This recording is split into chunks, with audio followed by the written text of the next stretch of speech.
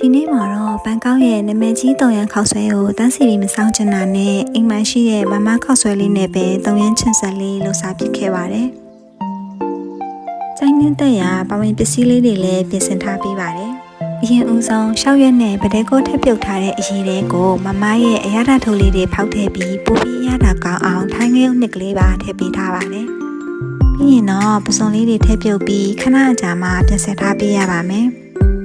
ကိုကျိုင်းနေတဲ့ရာမှုလေးတွေထည့်ပြုတ်ပြီးတော့ကျုပ်အကိုင်ကိုခုလိုမျိုးမှုရပြီးထည့်ချက်ပေးထားမယ်ဆိုအရေးအရသာလေးကပြပြနစ်နစ်လေးနဲ့ပိုပြီးစားကောင်းစေပါတယ်ရှင်။နောက်ဆုံးမှာခောက်ဆွဲနဲ့အသားလုံးလေးတွေထည့်ပြုတ်ပေးပါတယ်။ဆိုရင်တော့အနက်လေးကလည်းအရန်မွေပြီးခောက်ဆွဲလေးတွေပျော့သွားပြီဆိုရင်တော့ပကံလေးနဲ့ထည့်ပြီးပြင်ဆင်ထားပေးပါမယ်။ခုနကပြုတ်ထားတဲ့ပစွန်တုပ်ကွေးကြီးရည်နဲ့သူအိမ်မှာပဲချက်ထားတဲ့ဝက်ခောက်ကြော်လေးနဲ့ကျုပ်အနှစ်ကလေးကိုပါအပေါ်ကတင်ပြီးလှလှလေးပြင်ဆင်ထားပေးပါတယ်။